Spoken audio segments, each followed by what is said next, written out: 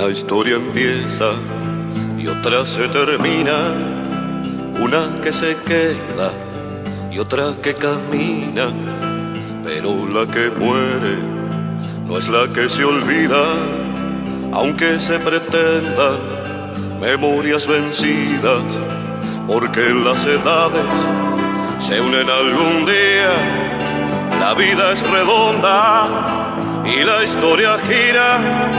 Los dueños del tiempo son los que fabrican hombres y mujeres quemando mentiras, hombres y mujeres quemando mentiras.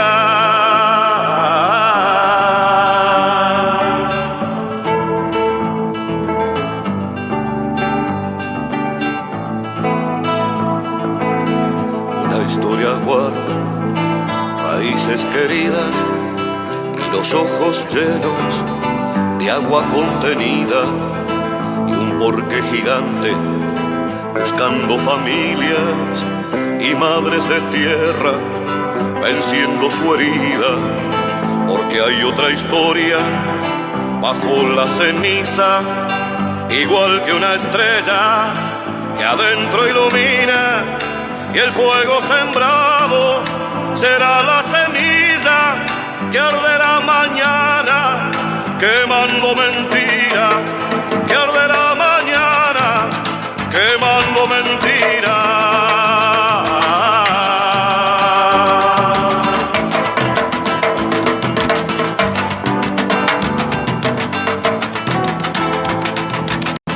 Una historia tiene su puerta escondida y otra historia junta manos para abrirla, y mientras se pesan balanzas distintas, la verdad espera su hora de justicia.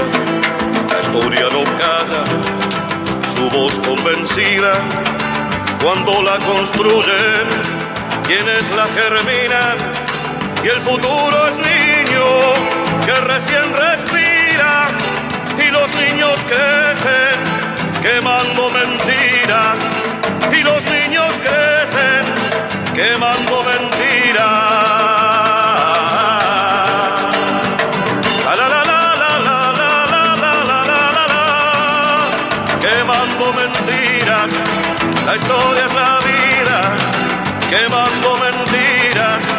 Hombres y mujeres quemando mentiras. Crecerán los niños quemando mentiras. La historia camina quemando mentiras, quemando mentiras, quemando mentiras, quemando mentiras,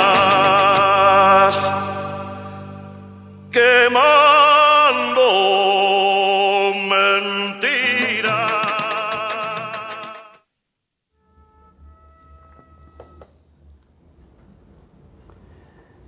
Bueno, buenas noches, compañeros, a todas y a todos. Programa 68 de convocatoria. Nunca pensamos que íbamos a llegar hasta aquí con Carlitos. Les pedimos a todos los compañeros que están del otro lado que compartan estos programas. Lo pueden encontrar también en YouTube, aparte de en Facebook, y que para poder tratar de llegar a mayor cantidad de gente y que se animen otros compañeros y otras compañeras a hacer este tipo de programa, que es algo que ayuda y colabora en lo que nosotros decimos que lo que necesitamos es más formación ideológica en un montón de compañeros que están por fuera de todo esto. Hoy titulamos el programa Partidos, Sindicatos, Movidas y Posturas a partir de los hechos entendiendo y explicando los por qué. Por ahí arrancamos, Carlito. Sí, por ahí, buenas noches, amigas y amigos, compañeras y compañeros. Gracias por estar ahí con nosotros como siempre. Y el título del programa no es más que, de alguna manera, reiterar lo que las amigas, los amigos ya saben, que es el motivo de este programa. Y por eso también elegimos el primer tema musical con el que abrimos el programa, en el sentido de que Quemando Mentiras, en toda su letra, más o menos coincide, como siempre nos referimos al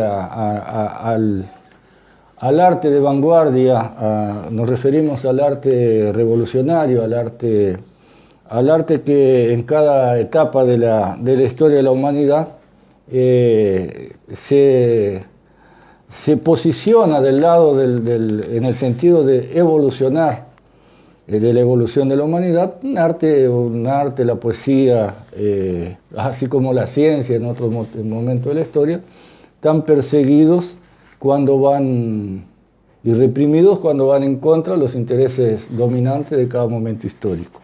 Es así que Manuel Capela en esto, en esta letra dicha de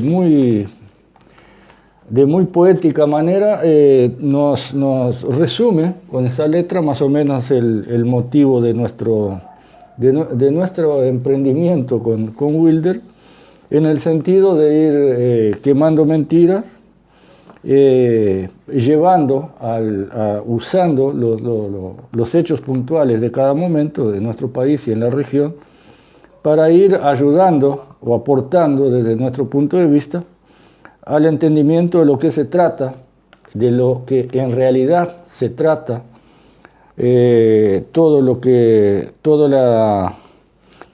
causa lo bueno y lo malo en nuestra vida, en nuestro día a día, cómo eso incide, y cómo desde la política, desde los movimientos que hace el poder establecido, y sus decisiones son las que marcan nuestra vida, nuestro día a día y el de nuestros descendientes, por supuesto, también.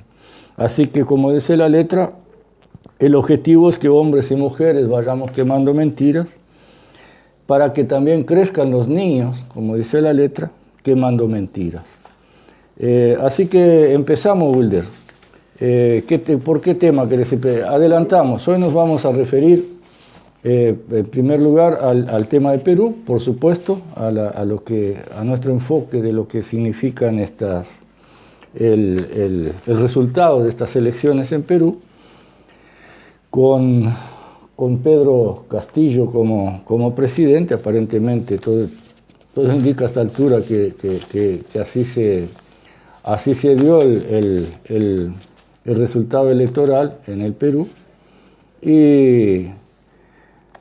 y queremos empezar el programa analizando esa parte. ¿Tú quieres hacer alguna otra referencia? No, arranquemos con Perú. Es muy común que en nuestro programa tratemos de analizar el contexto internacional también, tanto regional como mundial, porque lo que nos sucede a nosotros dentro de esta frontera, ¿no?, que algún día aspiramos a que no existan más fronteras entre los trabajadores, la forma también de comprender todo lo que acontece a nivel internacional, como también repercute o forma parte de lo que nos sucede a nosotros adentro de nuestra frontera en Uruguay. O sea, es muy común que tratemos con la información que tenemos y desde nuestro punto de vista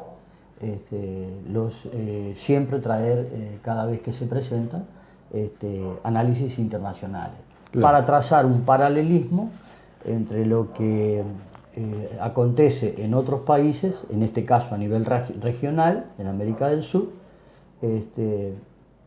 con Uruguay, o sea, que podamos ver cómo no existen grandes diferencias, aunque esto se trate de otro país. Claro.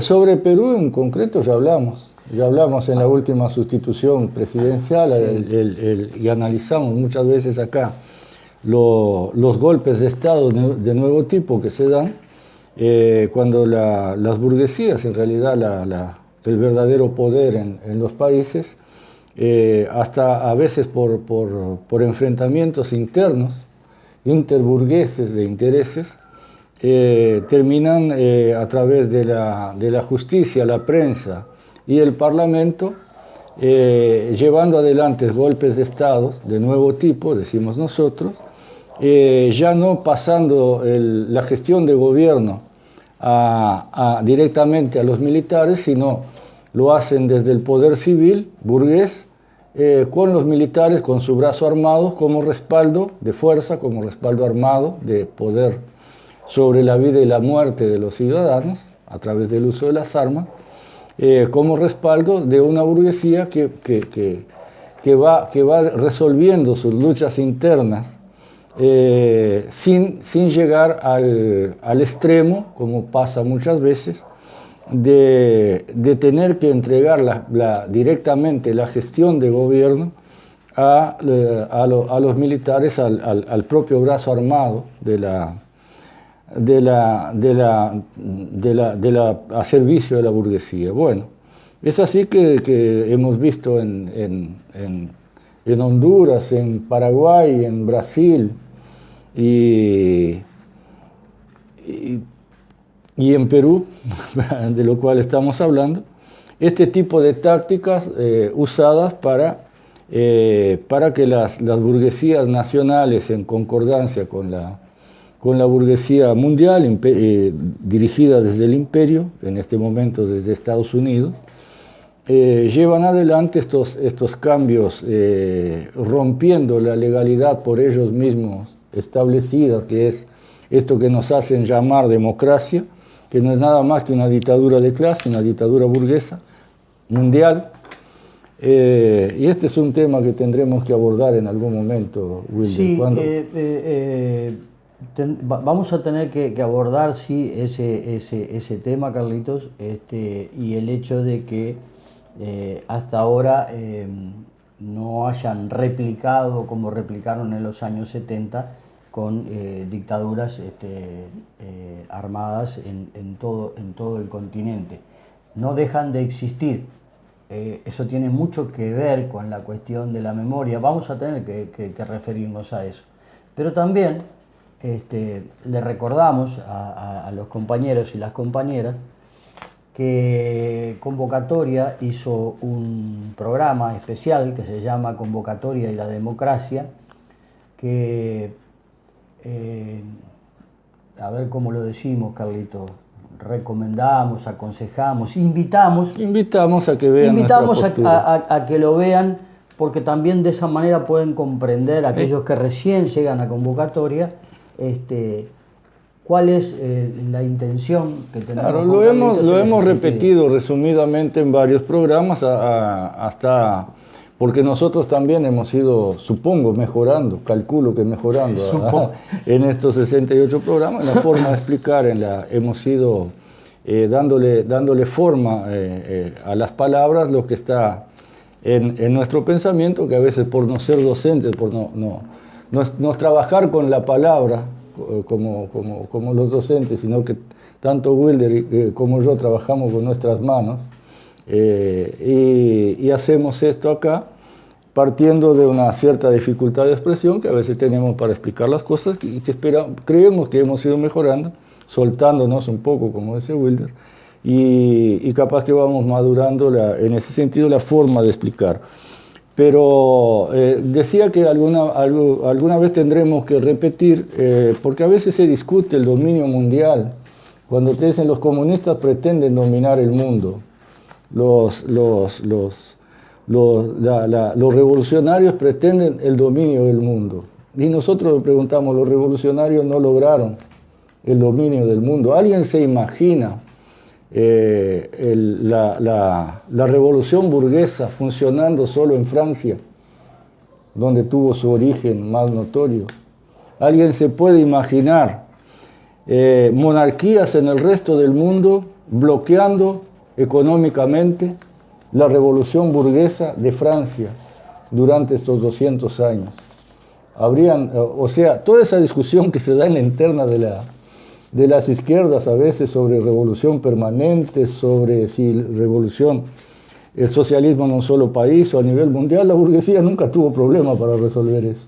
Lo aplicó y luchó para que fuera la revolución permanente a nivel mundial. Y de la burguesía. De la burguesía. Y de eso se trata el poder mundial en este momento, en manos de la burguesía, que no tiene ningún problema incluso en referirse, cuando se refiere a sus leyes, a su constitución, decir con orgullo: nosotros rescatamos de la Revolución Francesa la igualdad, fraternidad, y etcétera, etcétera, y copiamos casi textualmente. Lo dicen con orgullo y la gente lo aplaude. Imagínense que los comunistas digamos que queremos usar un artículo de la Revolución cubana o de la Revolución rusa para en un momento revolucionario en Uruguay ponerla en la letra de sus leyes. Horrible suena eso para la somos derecha. Antipatriotas, Ideas foráneas. Ideas foráneas, como si el capitalismo y el poder burgués hubiese sido inventado en América o en Uruguay.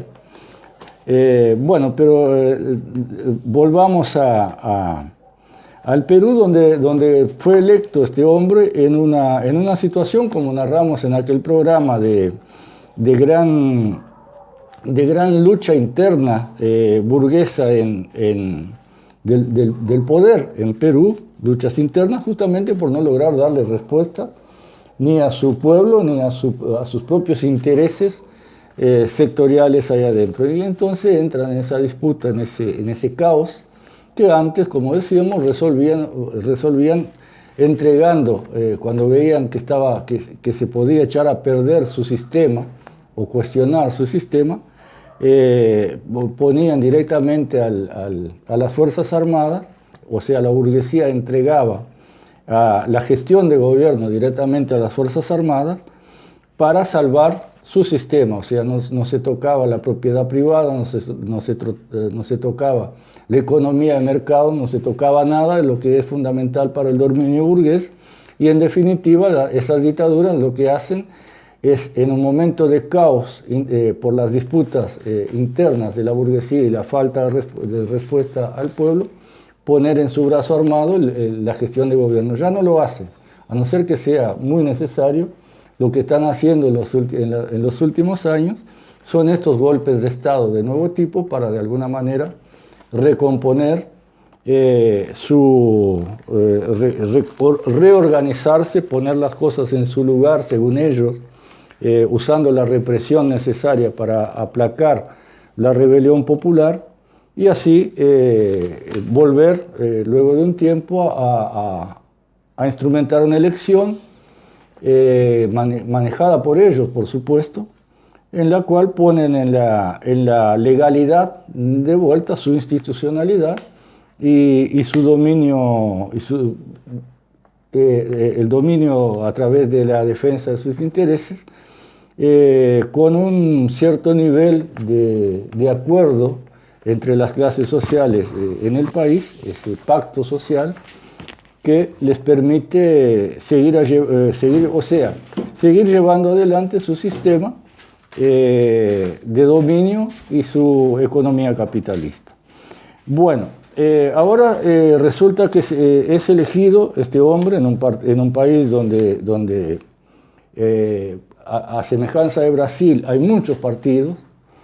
En la primera vuelta de la elección ningún partido alcanzó los 20% del electorado. El sector de Pedro Castillo fue el que tuvo mayor índice de votación, con un 19 y algo por ciento.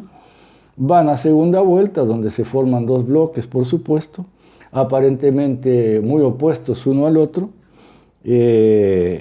para poder manejar así esa hinchada votante por una postura o por otra. Pero nada aclara más la realidad de lo que se viene que estudiar el perfil, la biografía de los personajes.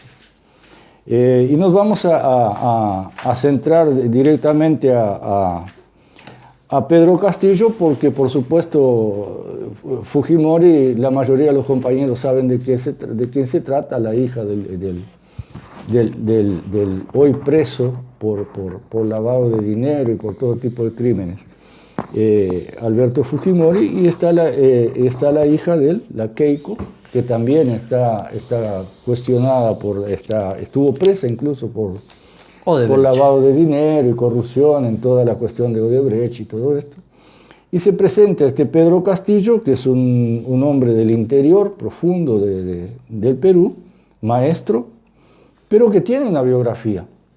O sea, no nació ayer este Pedro Castillo, es un hombre de 51 años, ahora cumple 52 en octubre, es un hombre relativamente joven, un hombre maduro, pero relativamente joven, y tiene una biografía que, si uno la analiza, ya ha tomado posiciones a lo largo de su vida y ya ha actuado. Me refiero más allá de lo electoral, fue candidato una vez y perdió una elección como alcalde por un partido, ahora está en otro, se llama Perú Libre o algo así. Algo de eso. Y bueno, y resultó electo. Y bueno, cuando me refiero al pasado de este hombre, a su biografía, me refiero en que haya tenido posiciones a lo largo de su vida, y fue así que fue un hombre miembro, partícipe de lo que se llama en Perú los ronderos. Los ronderos, para explicarlo brevemente, es algo así como un grupo civil armado, en este caso eran ronderos campesinos, o sea, para protegerse según ellos, de la delincuencia, o sea, la gente que entraba a sus campos a robar vacas y ovejas para comer, o sea, a las víctimas de la exclusión causada por el capitalismo, se armaban los propietarios, algo así como en Brasil, tradición, familia y propiedad, o sea, grupos parapoliciales, algo parecido con lo que propone en Uruguay este médico que uno de los Andes, ¿cómo se llama este hombre? No me acuerdo, el médico que está seguido en la televisión, muy mediático, y que decía que en la pandemia iban a morir algunos, como en Canessa.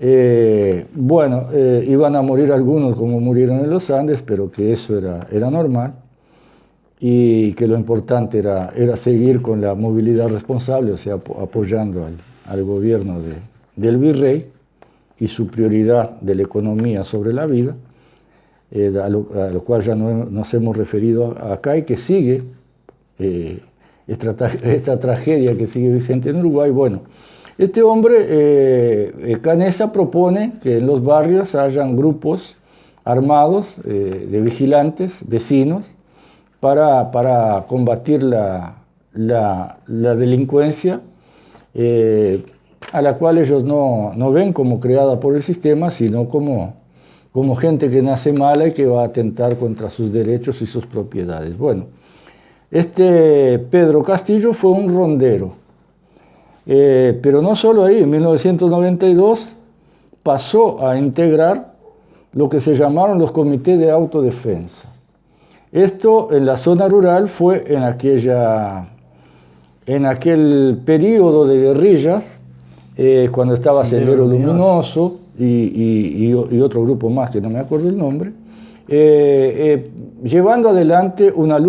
intentando llevar adelante una lucha campesina contra el poder burgués de las ciudades, de Lima y de todo, tratando de motivar a ese campesinado olvidado y explotado a levantarse en armas contra el poder establecido en Lima.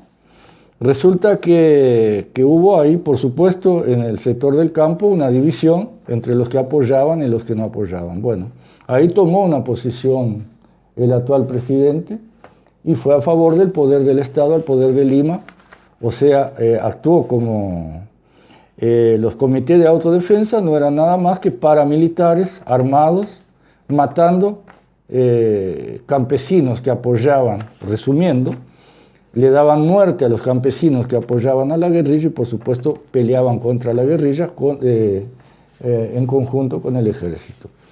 Se cometieron desmanes de ambos bandos, por supuesto, pero la postura de este hombre fue la postura del poder establecido en Lima y el considerar a esos guerrilleros como terroristas, o sea, que atentaban contra el poder burgués establecido en el país. O sea, este es Pedro Castillo. Cualquier cosa que se diga más allá de eso son discursos actuales de Pedro Castillo, que llega al gobierno prometiendo que va a hacer una reforma constitucional en la cual pretende darle una mayor participación al Estado en la economía, no explica mucho también en qué porcentaje, y de alguna manera tejer el poder distinto a lo que tejió Fujimori con la constitución que está vigente, la que rige en el día de hoy. O sea, pretende él modificar la constitución para darle mayor participación económica al Estado, o sea, supuestamente una política no neoliberal, dejando todo el funcionamiento económico del país en manos privadas, sino que dándole mayor participación al Estado, cosa que tampoco sería necesaria hacer una reforma constitucional para llevarla adelante. O sea, son decisiones de gobierno, pero él como cuestión electoral usó esa figura para ganar simpatías en la izquierda peruana, que sin duda este partido Perú Libre tiene en su interna sectores marxistas, que se dicen marxistas. Pero él se define como un liberal, como un hombre, tengo por acá anotado la propia definición de este hombre. En lo político él se asume como un liberal, en lo social se asume como un conservador, y entendámonos este otro perfil de este hombre. Es un fundamentalista católico, como Bartol, acá en Uruguay. Su mujer es una fundamentalista evangélica. Y él es contra, por ejemplo, en la educación, el enfoque de género, o sea, que los alumnos, el alumnado pueda tener en su currículum su postura de género, asumirse como heterosexual o como homosexual o como lo que sea. Él es contra eso, él es contra el aborto, contra la eutanasia y contra el matrimonio entre personas de ambos sexos. O sea, es un fundamentalista religioso, católico, liberal en lo político y económico, y así que cualquiera y tiene un discurso que se podría comparar con lo que vivimos en Uruguay, el tipo de así como te digo una cosa, te digo la otra, o así como te digo una cosa, hago la otra. Ya saben a quién me refiero. Y bueno, él piensa, fue apoyado por este partido de izquierda, llega al gobierno con una minoría parlamentaria, difícilmente va a lograr una mayoría, imposible, porque su partido tiene un número muy reducido de representantes en el Parlamento y va a tener que hacer acuerdos con otros partidos, por lo tanto ya tiene ahí la limitación para llevar adelante realmente cualquiera de las cosas que supuestamente creen los izquierdistas que puede cambiar de hecho en lo que es la economía y el poder de dictadura de clase burguesa en Perú. O sea, son todas ilusiones, como se ha dado a lo largo de los años en América Latina, con estos representantes que se pintan con determinados colores y determinadas banderas, pero que después llegan al poder a administrar como sea el sistema vigente. En una situación que sin el respaldo popular permanente en las calles y la movilización popular, que ellos inmediatamente, una vez que asumen, tratan de aplacar, va a ser un gobierno más en el mismo sentido, y si se hace el bobo para decir de forma sencilla, le darían supuestamente un golpe de Estado de este nuevo tipo que acabamos de describir. Así que nuestra opinión, de eso se trata Pedro Castillo, al cual hoy veíamos un video. Veía yo un video, capaz que tú no viste, pues yo como tengo más tiempo, estaba en el taller, alguien publicó el Pepe Mujica en una live, como dicen ahora, dándole consejos a Pedro Castillo. No le mienta a su pueblo, gánese la confianza, cuando no pueda hacer algo diga por qué. Se olvidó de decir que si firma un tratado con una multinacional, no le cuente que firmó artículos secretos, no le cuente que por qué está entregando el 45%, como hizo Mujica en Uruguay, de las tierras productivas del Uruguay a extranjeros, no le cuente por qué gestionó todo tipo de zona franca para que esas empresas que se instalan en Uruguay puedan sacar todo, dejar la podredumbre acá a través de la producción más industrial, más depredadora de la naturaleza, y se puedan llevar la producción a través de zonas francas, dejando lo mínimo posible para el Uruguay.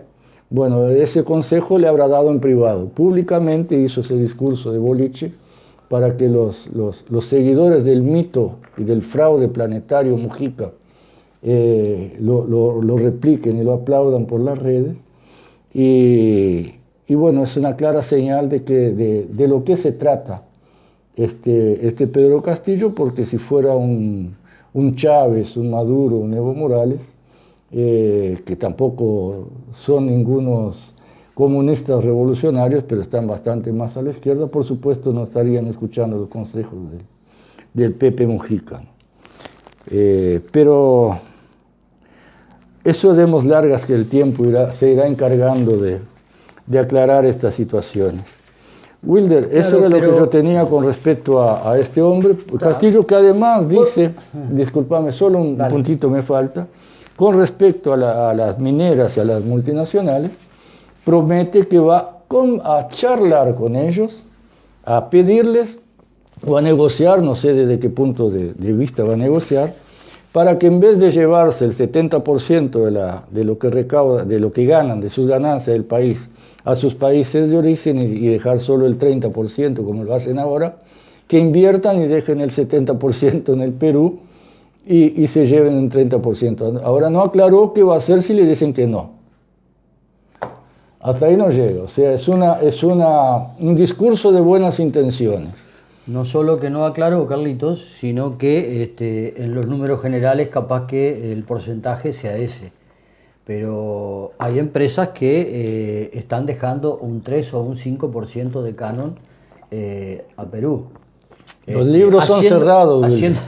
Haciendo los números te da eso. Pero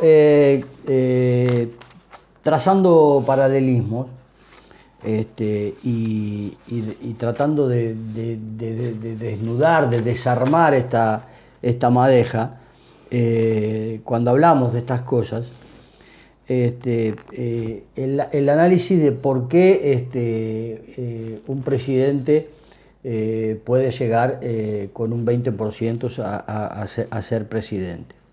Hay una atomización política, una fragmentación política que hace que eso suceda. Sucedió en Uruguay.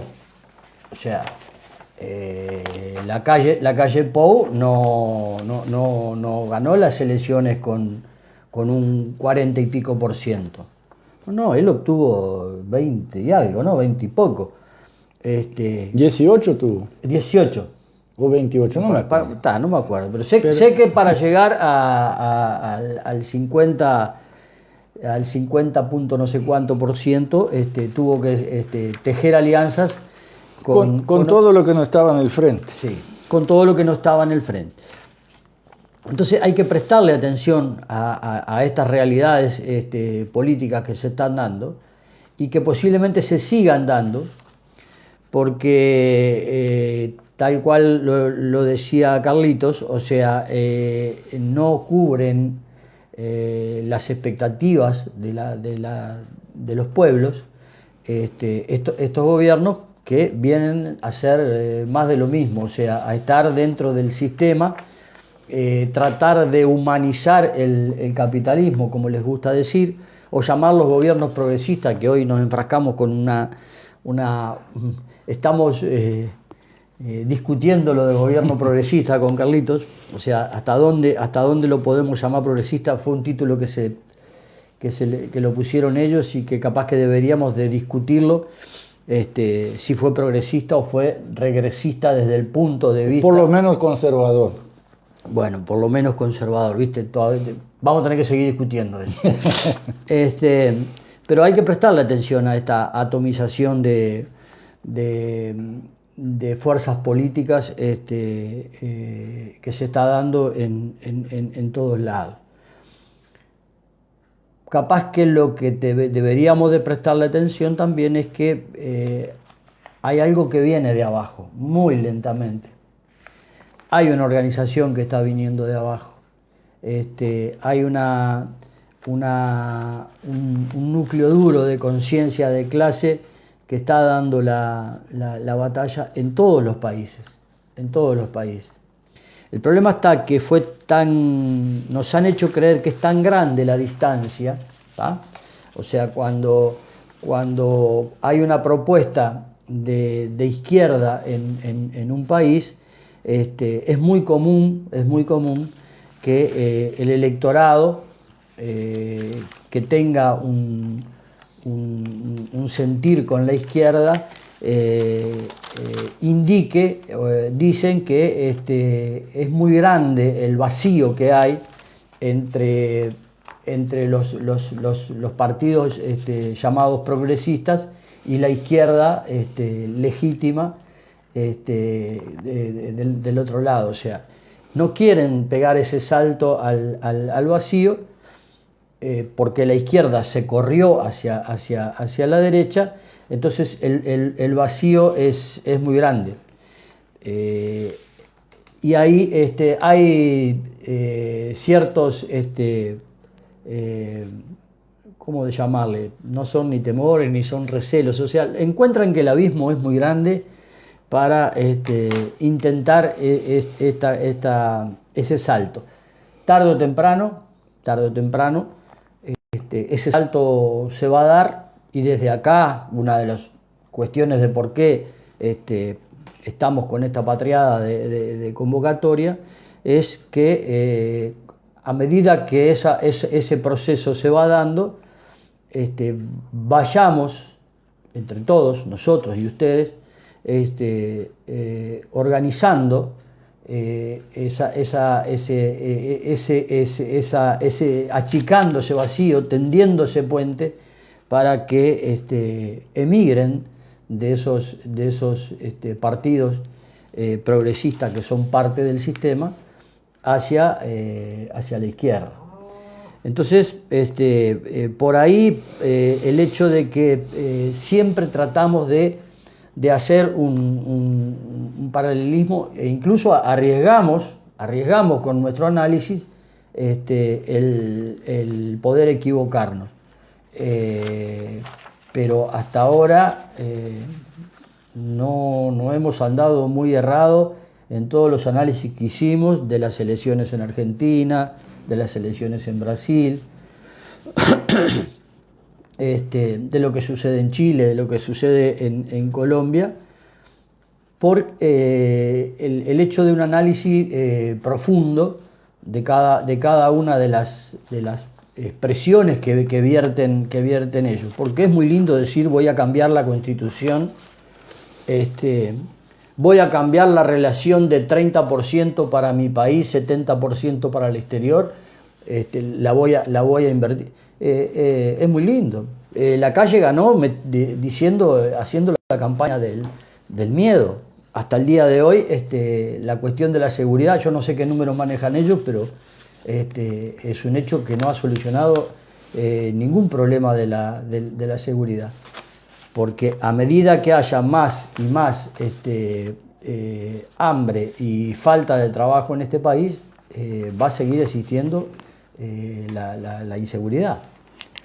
Esa era el aporte que quería hacer. Sí, te faltó lo de nuestro propio país, que viernes a viernes hemos venido enumerando desde el programa 1, cuando se empezó a discutir la LUC, lo que estaba pasando, lo que iba a pasar y lo que está pasando al día de hoy.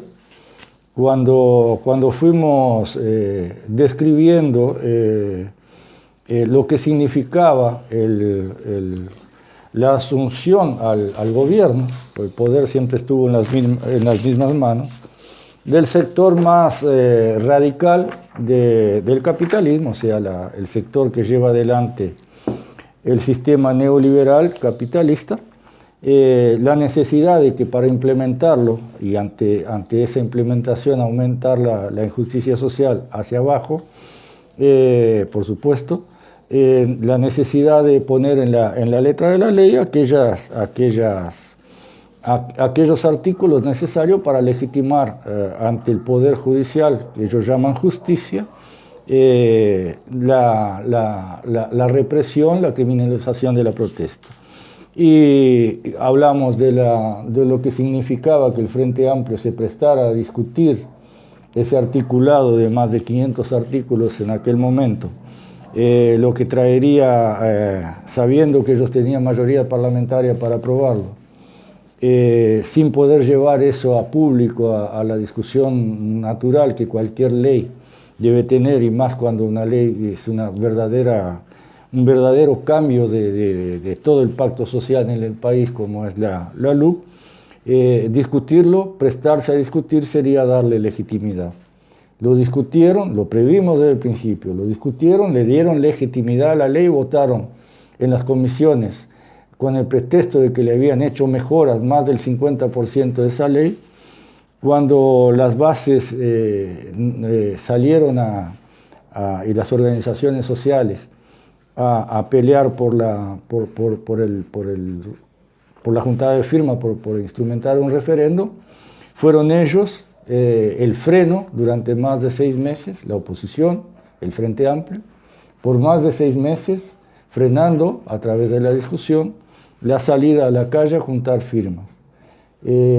Más estos otros meses. Luego, en la discusión de la parcialidad o la totalidad, ellos querían solo 60 artículos, tú viviste desde adentro eso. Lograron las organizaciones sociales aumentar hasta 135, pero la mayoría quería ir por la total.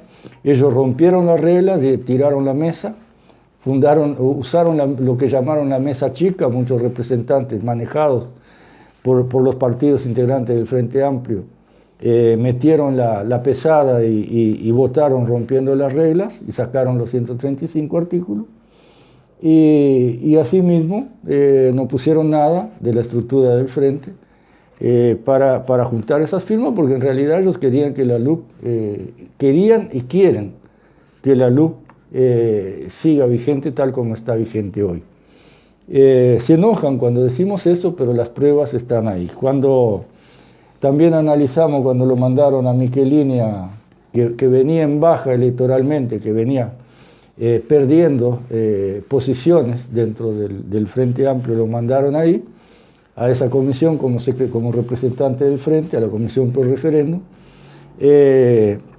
Lo mandaron a bailar con la más fea sin poner nada de parte del Frente.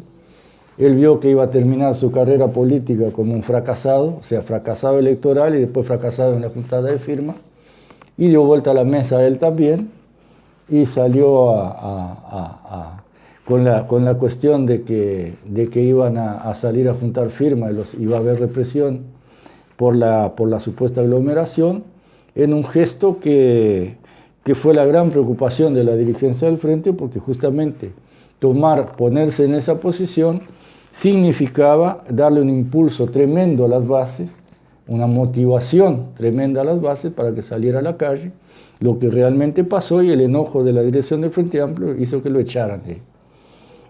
Por eso titulamos el programa Analizar de fondo los movimientos como se vienen. En esa jugada ensayada de clase, gobierno y oposición, porque como decimos y repetimos, y no nos vamos a cansar de repetir, se trata de dos sectores con matices administradores del mismo sistema burgués capitalista en Uruguay.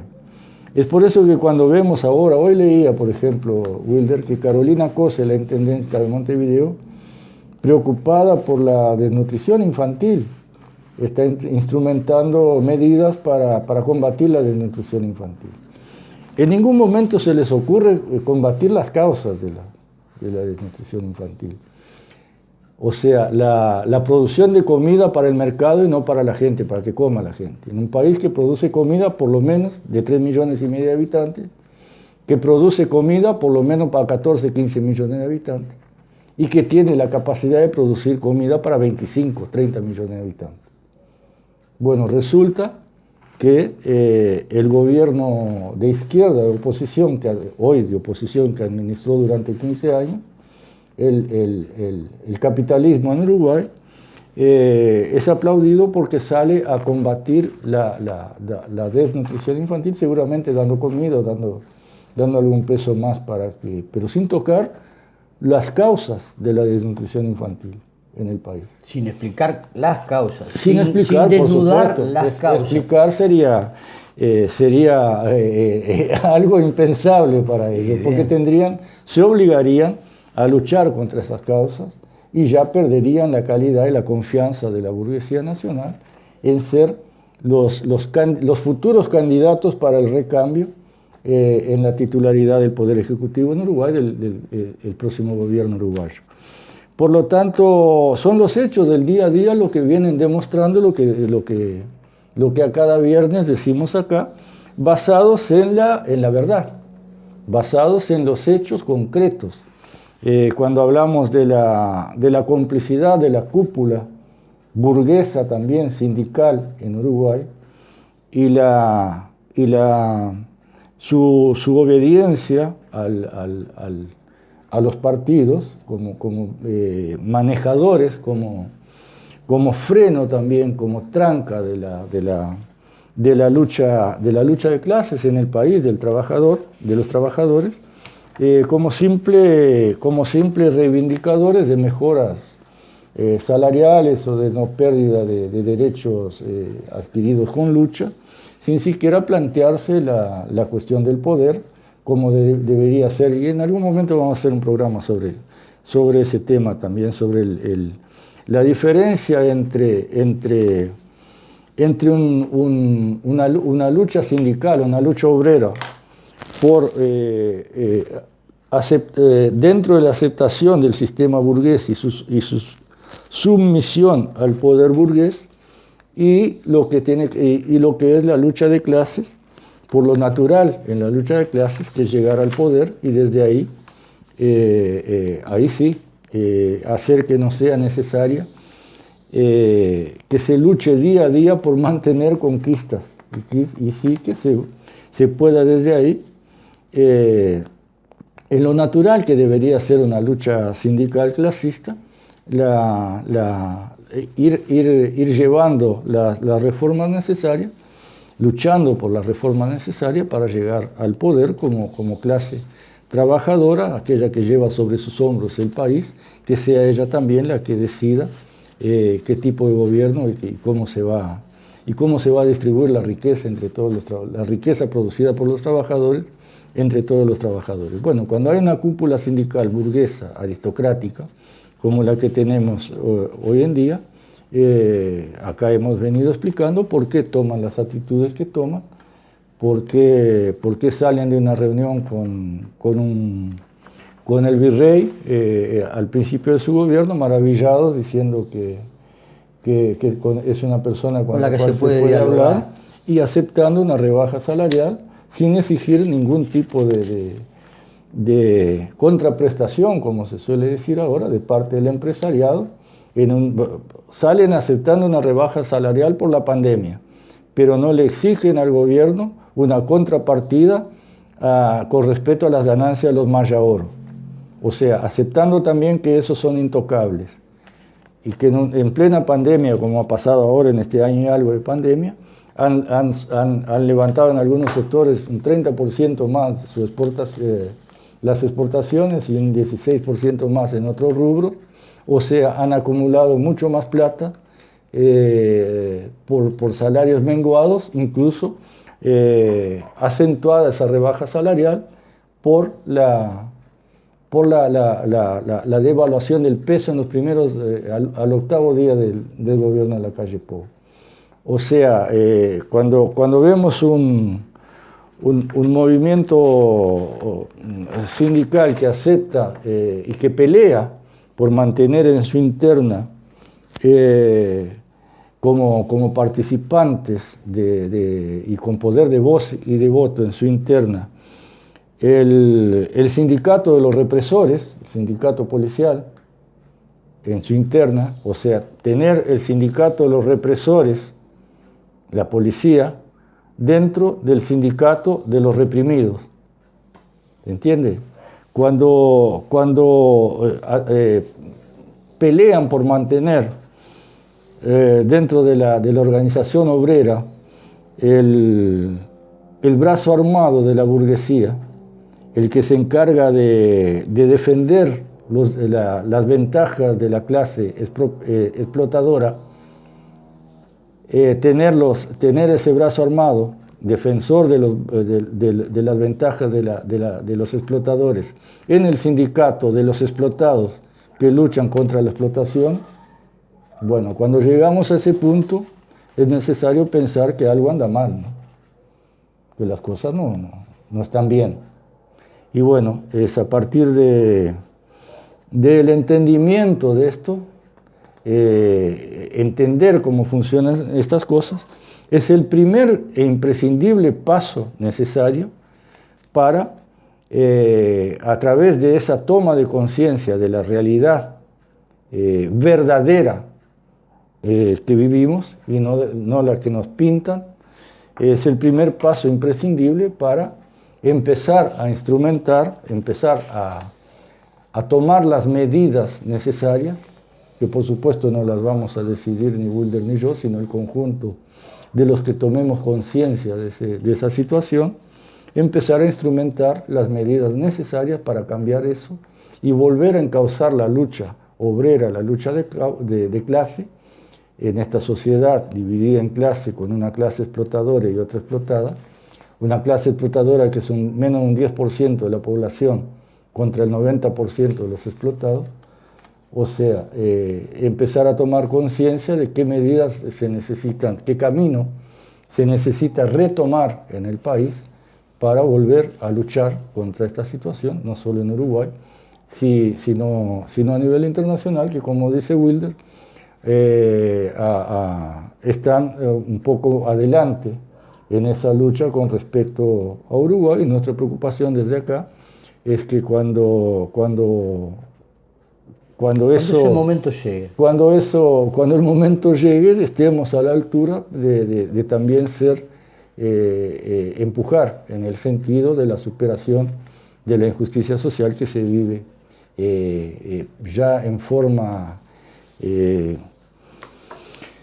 escandalosa y trágica en el mundo.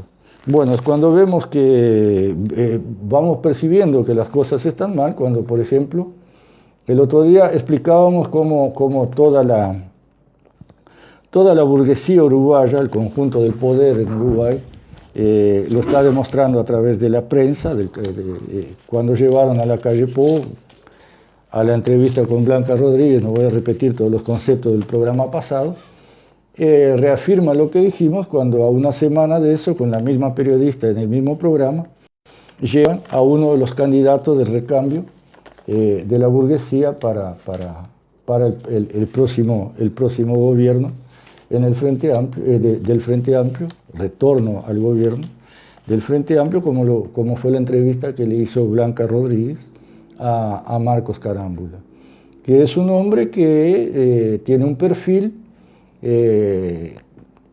claramente burgués, de izquierda, que va ahí a llamar a la unidad nacional en torno al problema de la tragedia del COVID que estamos viviendo en Uruguay, con la brillante administración apoyada por la gestión ante la pandemia, apoyada por la unanimidad del poder en Uruguay, va a ir diciendo que se cometieron errores, pero que es momento de llamar a la unidad, y no a la rebelión, por supuesto, llamar a la unidad, y que salgamos todos juntos de esto como si estuviéramos juntos en esto.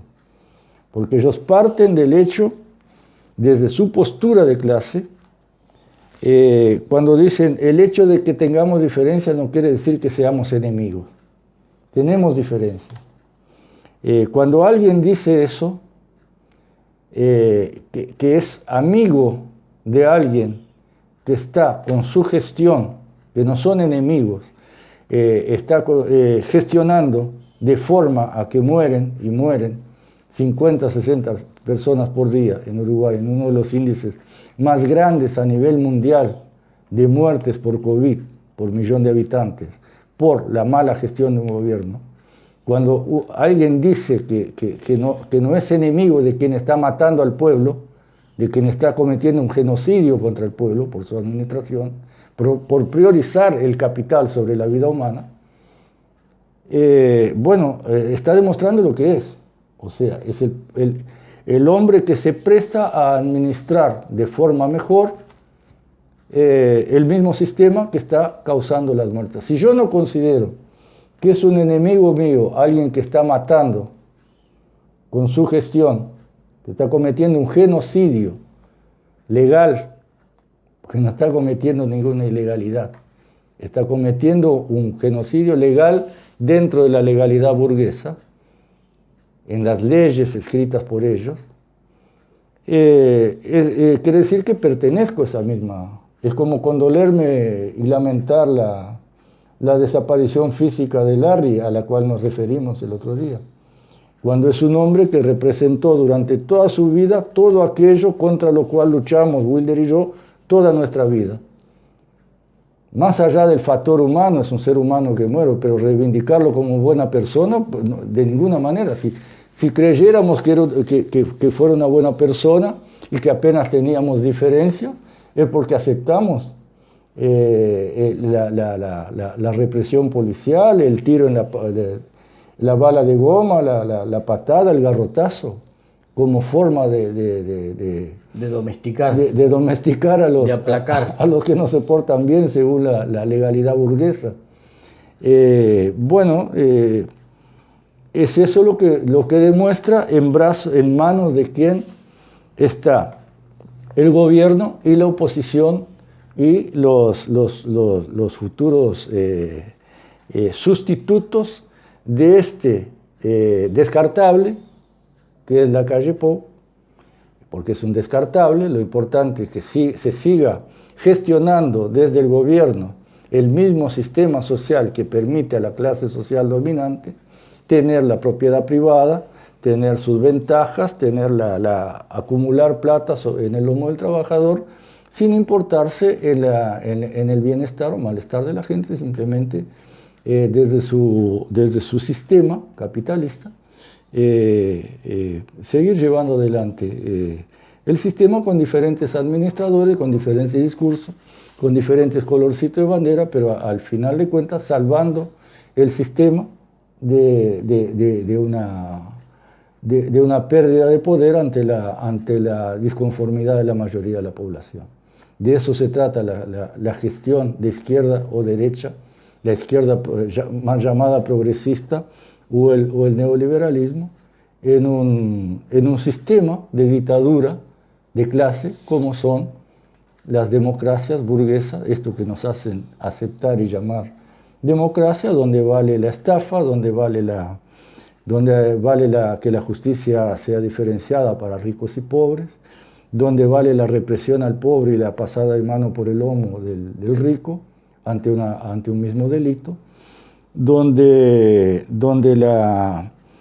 es posible que una persona acumule lo que no va a ser capaz de gastar ni él ni sus descendientes durante toda su vida, acumule tierras, acumule propiedades, acumule capital, mientras tire comida que no puede llevar al mercado, mientras hay un gran sector de la población comiendo en ollas populares, metiéndose como puede y armando un par de tablitas y un techo de nylon para meterse abajo, y siendo amenazado por un fiscal, amenazado por la policía, y como narramos el otro día del asentamiento Andresito acá en Rivera y los montones por todo el país, y donde la oposición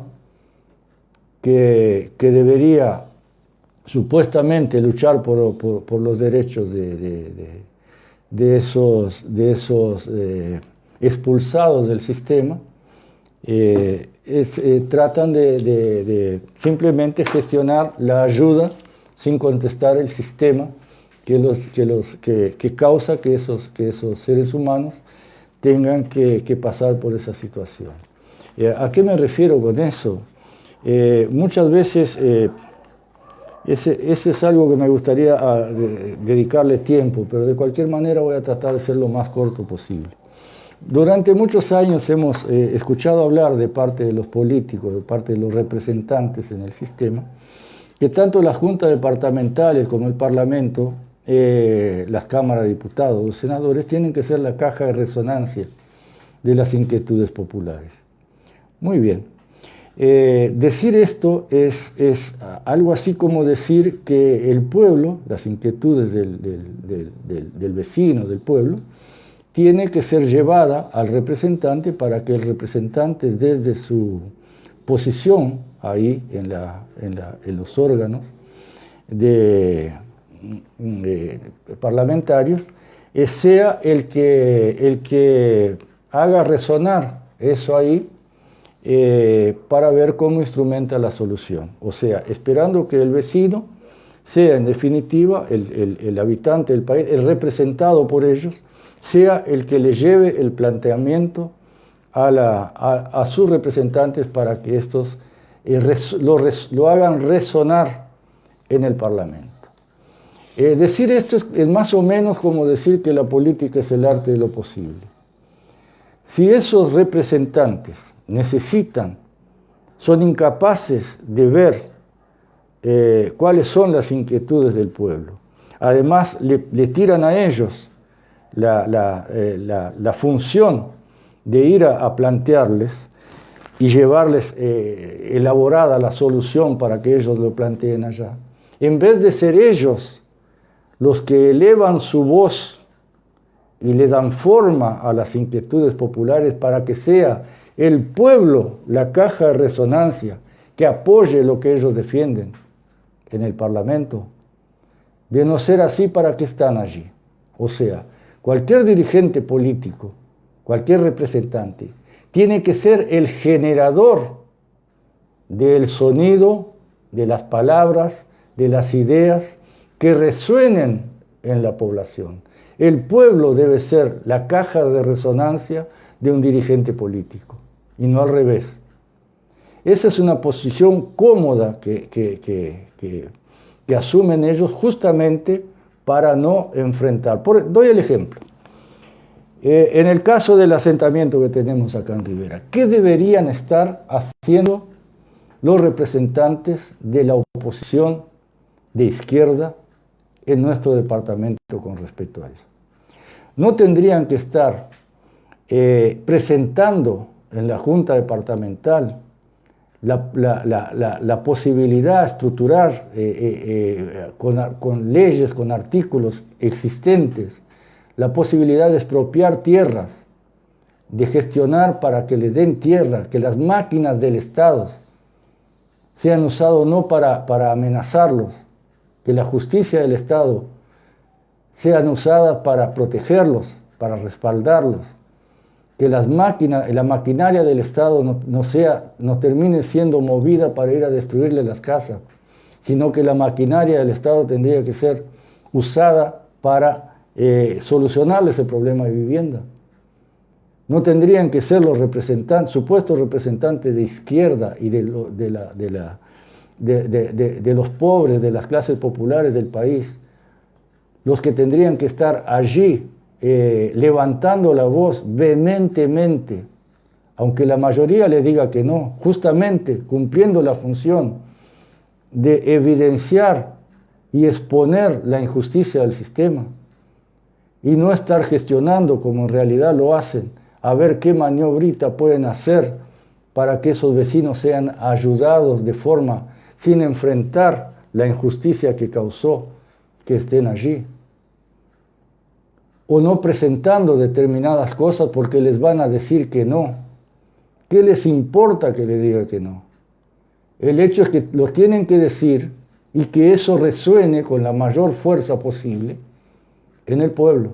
O sea, ellos tendrían que actuar como los generadores de la motivación que resuene en el pueblo, y no al revés. Así en los movimientos obreros, a todo nivel, de los sectores que se dicen defender y luchar, defender al desprotegido del sistema y que están luchando por ayudarlos a superar las injusticias sociales causadas por el sistema. Al no hacerlo, dejan más que en evidencia que simplemente están para hacer la política como el arte de lo posible. O sea, no motivar a la lucha contra la injusticia y sí apaciguar la lucha con la injusticia y llevar al pueblo al conformismo con su pobreza, con la injusticia social, encaminando simplemente la solución a través de la caridad o a través de la asistencia y no a través de la solución que solo se puede dar rompiendo con las causas que generan esa injusticia social. ¿Se entiende de qué se trata la diferencia? ¿Me permitís poner un poquito de leña? Adelante.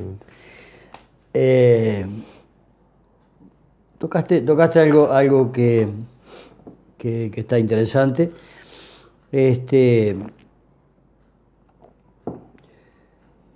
¿Por qué no lo hacen? ¿Por qué la oposición no hace esto que Carlitos estaba desarrollando? Y no lo hacen porque no lo hicieron en los 15 años, hicieron asistencialismo, no hicieron eso durante 15 años, y no lo van a hacer porque en el momento que lleguen posiblemente al próximo gobierno, se van a tener que enfrentar a esta realidad del asentamiento Andresito y de todos los asentamientos del país. Entonces, no van a proponer ahora ninguna solución a Andresito, como que que se ponga a favor de los asentamientos las carteras de tierra de la Intendencia, que las maquinarias hagan las cuestiones necesarias para que los asentamientos, aunque sean asentamientos, tengan cierto tipo de asistencia en cuanto a acondicionar el área donde van a vivir, desgraciadamente, estos compañeros. Si hacen eso, van a tener un problema en el próximo periodo, porque la oposición, que hoy es oficialismo, les va a cobrar estas cosas. Ellos se han cuidado muy bien de ir hasta donde se puede. La Calle dijo, no más asistencialismo, no queremos hacer eso. Utilizó todo el plan de asistencialismo del Frente Amplio durante sus 3 periodos de gobierno. Usó todos y va a tener que seguir utilizando, porque no hay otra salida si no se generan fuentes de empleo en este país. No hay otra salida que seguir haciendo asistencialismo. Ellos lo ven así. Le dan todas las posibilidades al capital, pero no le dan posibilidades de dignidad a través de un trabajo a toda esta gente que está sin trabajo, que le han cambiado de nombres. Cada uno que viene le propone un nombre, que en definitiva, gente, lo único que significa es que cada vez que le cambian el nombre es porque es más pobre, y porque es más pobre, y porque es más pobre, y porque es más pobre. ¿Tá? Le van cambiando los nombres solo para que todos sepamos de que son más pobres. Y le buscan nombres que no choquen, que no sean, ya no se habla de la zona roja de Montevideo, no, es una zona carenciada, es una zona con dificultades, pero como dice Carlitos, no hacen nada. Y Carlitos decía lo de esto de la caja de resonancia y por qué estos legisladores de la oposición, lo hemos dicho otra vez, Carlitos, o sea, en vez de salir a juntar firmas, no, vayan a cumplir su función parlamentaria, defendiendo hacia adentro las cosas. Hacia adentro, hacia afuera. Adentro hacia afuera. Termina de parlamentar allí y vaya y reúnase con la gente. Carlitos, se trabaja una figura, nosotros lo anunciamos también, que llegado el momento que las bases les pasaran por encima y salieran sí o sí a juntar las firmas, como está sucediendo, se iban a prestar ellos a acompañar para quedar bien. Les arman barriadas, como le arman al Boca, le arman una barriada, va a la casa de vecino tal, le arman todo para que él vaya y saque la foto recogiendo firmas. Tarea militante de base, trabajándose una figurita. En un programa, hace tiempo, no me acuerdo qué número es, llamamos la atención haciendo una pregunta en el título del programa. ¿Nace un nuevo Mujica? Nos referíamos al Boca Andrada. Él tiene un proyecto de futuro. Él sabe que no es, en el espectro de sustitutos para la calle Pou, que tiene la burguesía, están Carolina Cose, Orsi y Carámbula. Ahora y el Boca en un primer momento alguien creyó que podría ser, pero no. Él tiene un proyecto tipo fabricarse un personaje tipo Pepe Mujica. Él es más joven. Él es bastante joven, puede darse el lujo de esperar uno o dos mandatos más, trabajando su personaje, el Boca, para rendir los exámenes necesarios, ser el nuevo mito tipo Pepe Mujica dentro de la política uruguaya. El Yamandú Orsi, que pintaba y sigue pintando en un primer momento como sustituto, nos referimos a eso acá, como que se le fue la mano, a la derecha y está ganándose algunas resistencias en la interna del electorado de izquierda uruguaya, porque ya se le fue demasiado la mano. De abrazarse con Manini Ríos, de elogiarlo en en su visión sobre derechos humanos, considerarlo un aliado. de apoyar al gobierno en la calle Pou, en la gestión, el que más apoya en la gestión de la pandemia, pedir medidas más duras hacia la población con respecto a toques de queda y represión ante lo que él también considera movilidad irresponsable, que es de ir a la plaza a tomar mate o a tocar un tambor, no la de la calle Pou y sus asados y sus velorios. O sea, se ha ido sumando demasiado. O sea que se ganó demasiado en ese afán de ganarse la simpatía de la burguesía y la derecha, se le fue un poco la mano. Y Carolina Cose es bastante resistida por un sector del lugar donde el electorado del país es de derecha, el de izquierda y el de derecha, por el número de toda esa metrópoli ahí de Montevideo y alrededores, puede ser resistida por algún sector que le podría apoyar, pero por todo su desempeño en la campaña contra la RAFO y todo eso, si bien la gente de izquierda de Montevideo, por supuesto, no tendría problema, es difícil ese voto cambiante que la apoya a ella. Entonces ahora se empiezan a trabajar la figura de Carámbula, que es el ideal del tipo Tabaré Vázquez, ¿viste? El médico, el centrado, el que no se pasa el conciliador, el socialdemócrata, que sabe manejarse con los extremos, la figura buena, bonachona, humanitaria, y por ahí le van a trabajar esa imagen, y va a ser muchas cosas pueden pasar en 3 años, por supuesto, pero hoy lo que pinta es que esos van a ser los candidatos en la interna en las elecciones internas del Frente para ser el próximo, el sustituto del Poder Ejecutivo para seguir gobernando en beneficio de la burguesía uruguaya y sus ventajas sobre su sistema ventajoso sobre el pobrerío uruguayo, llevando adelante un capitalismo en crisis donde ya no se puede aplicar de la misma forma la socialdemocracia, o sea, aquel reparto de algunas migajas hacia abajo para que el pobrerío se mantenga a media panza,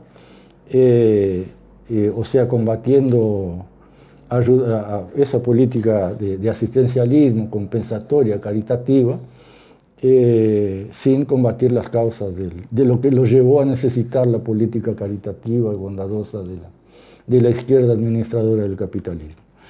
Y bueno, de eso se trata el espectro en este momento, y desde acá seguiremos analizando todos estos movimientos y tratando desde nuestro punto de vista irle diciendo a los compañeros de qué se trata en realidad todas estas movidas, todas estas piecitas en el ajedrez burgués que se mueven para, en definitiva, a través de su sistema electoral, manejar a la población y seguir llevando adelante su dominio de clase, su forma, su dictadura de clase, que es la democracia burguesa representativa capitalista en todo el mundo. Vuelvo a tomar la caja de resonancia. No, está bien aceitadito, está bien. Volvemos a hablar sobre la caja de resonancia. La comisión parlamentaria que tenía que estudiar la posibilidad de la solicitud de ampliación de tiempo por cuestiones de la pandemia, ampliar la cantidad de tiempo para la juntada de firmas para la derogación de la ley de urgente consideración, el legislador del Frente Amplio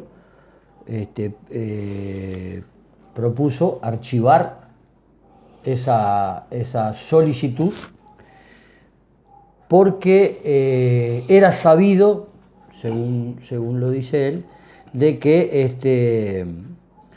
de que el oficialismo no iba a estar de acuerdo. Entonces, como no iba a estar de acuerdo, lo archivó. Ahí tenemos la caja de resonancia Al revés. al revés. ¿Tá? Pues no, preséntela y que le digan que no y salga para afuera y diga qué fue lo que pasó y quién votó esto y quién Eso votó puede lo otro. motivar más todavía a la militancia que salga a juntar firmas. Y es lo peor que le puede pasar a esa dirigencia, tener que enfrentar una instancia electoral a medio mandato del virrey, en la que sí van a tener que poner toda la carne en el asador para no perder una elección, no por motivos de que peligre su próximo gobierno, su propia próxima victoria, porque eso va a depender de lo que decida el poder burgués en Uruguay, quién gana y quién pierde, porque ellos manejan, como hemos explicado acá, tranquilamente las elecciones. Pero sí puede terminar cortando algunos proyectos personales dentro de esa izquierda, que ahí ya se trata del proyecto personal de cada uno de esos políticos en cómo se mantiene adentro el riesgo de perder algunos apoyos por un lado, que gane otro por otro lado, en el caso de Michelini, por ejemplo, ahora, que estaba allá abajo y moralmente sale por arriba. Seguramente Michelini se iba a tener que recostar a alguien para ver si en la próxima elección, para ver cómo seguía llevando su proyecto personal electoral adelante, y ahora se va a dar el lujo de elegir quién va a ir con él, seguramente. Si lo sigue trabajando como lo hizo en este hábil movimiento que hizo al ver que lo habían mandado al muere, y tiró la mesa, pateó la mesa, y quedó bien con tanto se logren juntar las firmas, como que no se logren juntar las firmas, él va a quedar muy bien parado moralmente ante la militancia de base para una próxima instancia electoral. La militancia de base que no hace algún tipo de análisis. No nos olvidemos que Rafael Michelini, en una entrevista periodística, dijo que él prefería a la juventud, a la base militante de la juventud, verlos con una lapicera levantando firmas para el plebiscito contra la ley de urgente consideración. Cuando vio que peligraba esa situación, donde él en la silla donde estaba sentado ya le estaba quemando, porque el Frente Amplio no hizo absolutamente nada para la campaña, dice que ahora él va a salir a juntar las firmas y a convocar a que